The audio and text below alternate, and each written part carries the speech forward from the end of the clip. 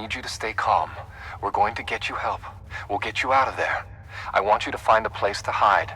Someplace safe where you can remember the taste of her kiss when you felt her neck break, you diseased cocksucker.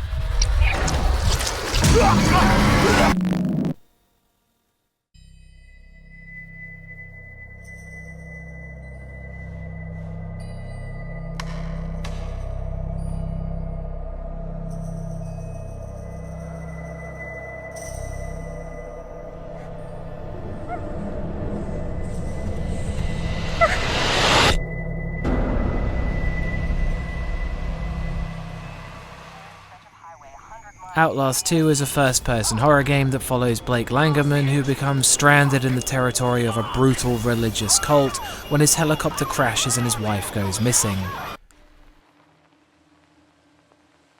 Atmosphere.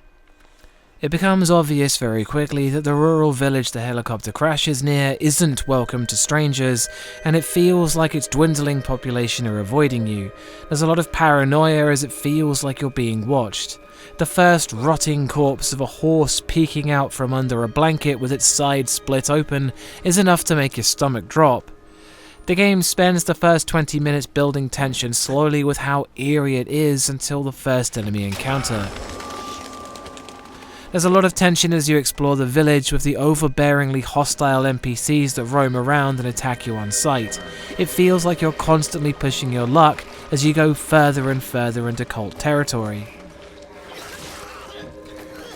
The depravity is what seems to be the main feature of the game, and it's pretty nasty to begin with corpses and remains scattered everywhere, but it wears thin after a few hours and it's all but irrelevant by the end.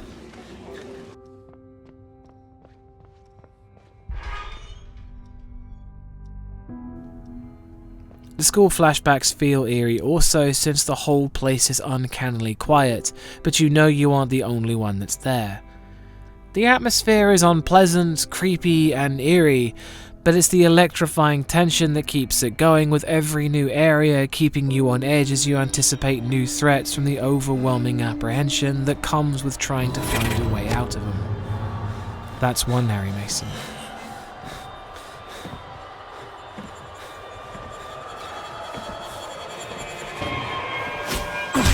Scares. There's quite a few sporadic jump scares that go through the game, with some being sort of cheap but others being more cleverly set up with a better payoff, but it's quite a mixed bag.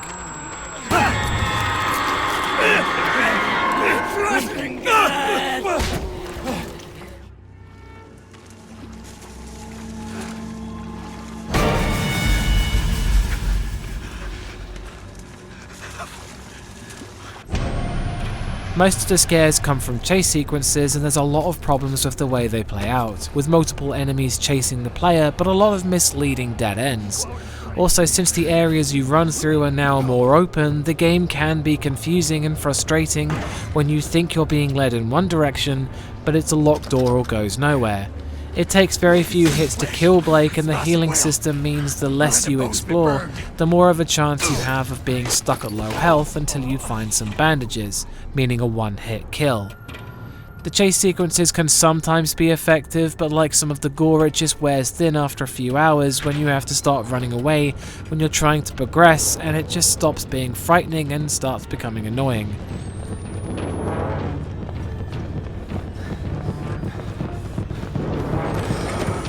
What the fuck?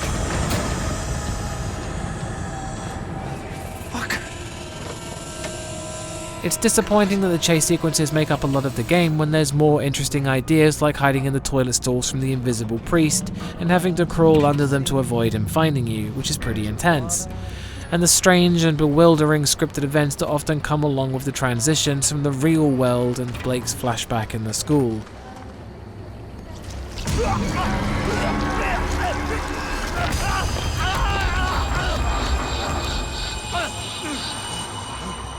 There are some smaller, creepy moments, but they don't make up for the repetition and frustration of the chase sequences.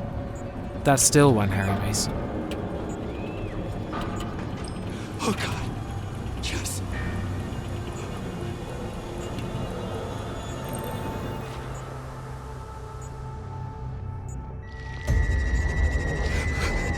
Fuck. Sound design. The music is really excellent, with eerie, scraping violin noises and shrill metallic strings that sound creepy and unhinged. There's a similar orchestral soundtrack that was used in the first game, but there's a lot more percussion this time round, with lots of heavy drums providing intensity in the chase sequences. There are a few select creepy traps with the glockenspiel chimes and ascending rumbles like a slowly starting machine, and also the iconic heavenly choir that plays at the end of the game. The sound effects are incredibly realistic, from crickets chirping to the sound of flies buzzing, door rattles and footsteps are also so immaculately done that it's one of the biggest benefits of the immersion. They combine with the reverb and the camera's enhanced microphone function to perfectly make the environment sound realistic. There's lots of voice acting in the game, from people reading lines from Popanoff's religious text with hypnotic fervour, to the antagonists mumbling things under their breath, and of course Noth's wild preaching and Blake's comments on current events. And all of it is done really well. Noth sounds like the kind of person he acts. His voice is brimming with confidence, but it's also slimy and unpleasant. She will bear her filthy yield before dawn. We have only these few hours to find her and kill her and save this paradise from hell everlasting. Where is she? Where did Val take her? Blake sounds angry but still vulnerable and helplessness in the scenario he's in. The directional audio is perfectly implemented and works well with the camera's microphone.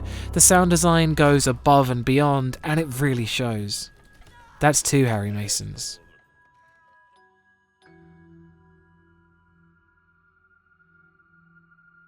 Gore.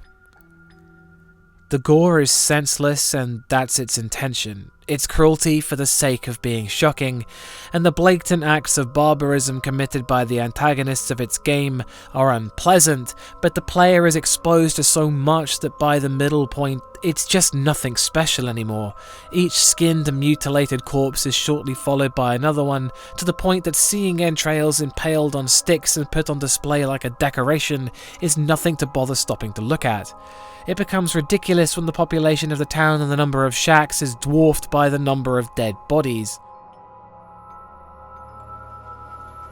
One of the few things that the game does that's interesting is the biblical-style blood rain that pours onto the environment in the middle of the game, which might be considered excessive, but it does go along with the biblical theme. The game keeps on presenting more scenarios to drive home the point of depravity, but it makes that point in the opening 10 minutes and just keeps going anyway, putting cribs with dead babies in for yet more shock value. The game is so obsessed with making a point that its point becomes stale. That's still 2 Harry Masons. To sleep, you little baby. 2 weeks ago, a young woman was found wandering, barefoot, pregnant, and alone on a barren stretch of highway 100 miles from the nearest... Oh! We lost the engine! Story. The game begins with the husband and wife duo of Blake and Lynn making a TV documentary about a woman who went missing in the area when a mysterious white light causes the helicopter to crash and leaves Blake searching for his wife, who's missing from the wreckage.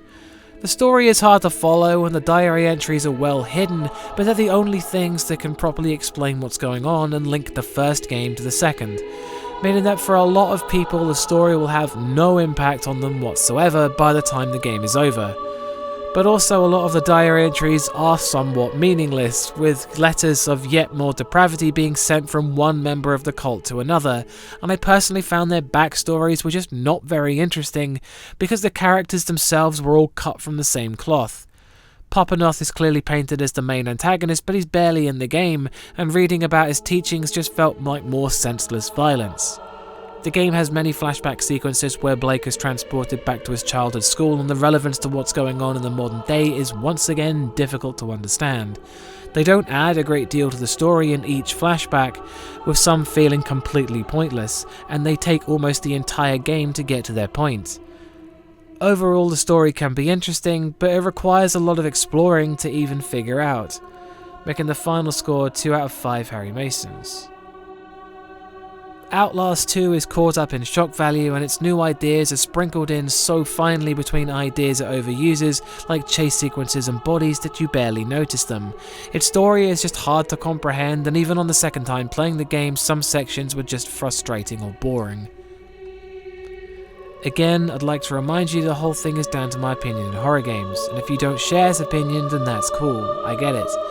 There will be more horror reviews in the pipeline, and thanks for watching. And always go check out Bumps in the Middle of the Night.